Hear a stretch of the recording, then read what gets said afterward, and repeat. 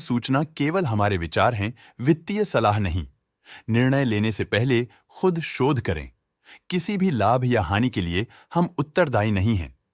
आज हम देख रहे हैं आलोक इंडस्ट्रीज लिमिटेड के 2025-26 Q1 की standalone financial performance. Starting with the sales, पिछले क्वार्टर से सेल्स में -3% का डिक्रीज हुआ है, मगर कंपनी ने पिछले साल के मुकाबले मार्जिनल सेल्स डिक्लाइन रिपोर्ट किया, around -9%। Expenses -3.5% quarter on quarter decrease हो गए हैं, जो साल भर के -7.5% के डिक्लाइन के साथ अलाइन करता है। एक्सपेंसेस में डिक्रीज अच्छा है, लेकिन सेल्स में डिक्रीज निराशा की बात है। ऑपरेटिंग प्रॉफिट, जो पिछले साल के कंपैरिजन में -56% डाउन हुआ है, quarter on quarter around 37% increase हुआ है। Operating profit margin OPM annual basis पे -1.5% से डिक्रीज हुआ है और पिछले क्वार्टर के कंपैरिजन में 0.5% से इंक्रीज हुआ है। एक्सेप्शनल आइटम्स को ऐड करके अदर इनकम पिछले क्वार्टर के कंपैरिजन में -79% गिर गई, बावजूद इसकी ईयरली ग्रोथ लगभग 5 गुना हुई है। इंटरेस्ट एक्सपेंसेस पिछले क्वार्टर से 0% अप हुआ, लेकिन ईयर ओवर ईयर डिक्रीज -0% हुआ है।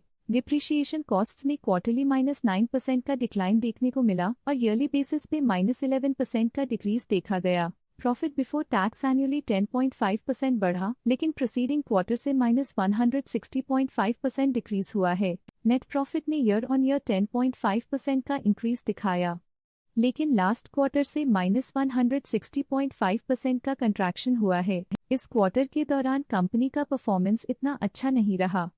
नेगेटिव नेट प्रॉफिट लॉसेस को इंडिकेट करता है। वहीं अगर एनुअल एनालिसिस की बात करें तो इस साल कंपनी का परफॉर्मेंस ठीक रहा। अर्निंग्स पर शेयर EPS में साल भर में 0% का इंक्रीज देखा गया, लेकिन क्वार्टरली में लगभग 1.5 गुना की गिरावट भी नजर आई। इस क्वार्टर में कंपनी का EPS इतना अच्छा नहीं रहा। नेगेटिव प्रॉफिट कमजोर एफिशिएंसी को दिखाता है। आलोक इंडस्ट्रीज लिमिटेड के फाइनेंशियल स्नैपशॉट को रिव्यू करते हुए कुछ मुख्य ट्रेंड्स सामने आए हैं, जो कंपनी की परफॉर्मेंस में रोशनी डालते हैं।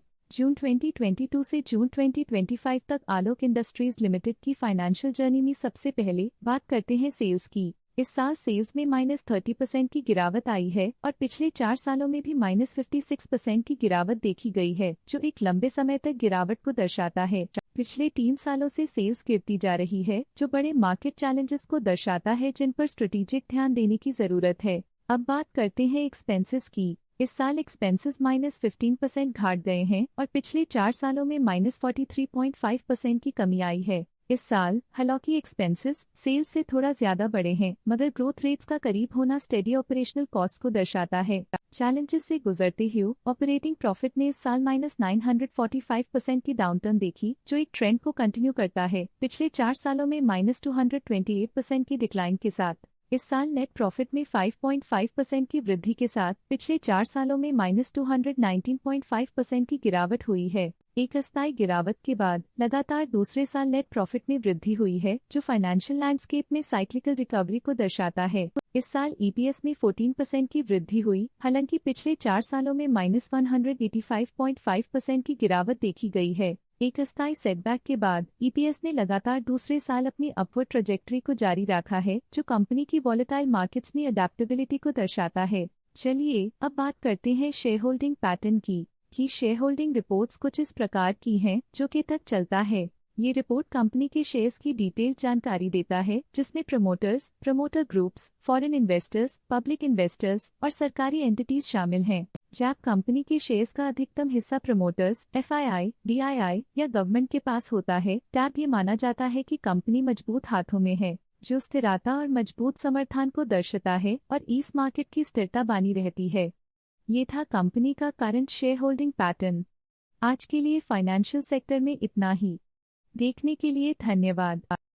स्टॉक लेटेस्ट न्यूज अपडेट के लिए चैनल को सब्सक्राइब करें और वीडियो को लाइक एंड शेयर करें।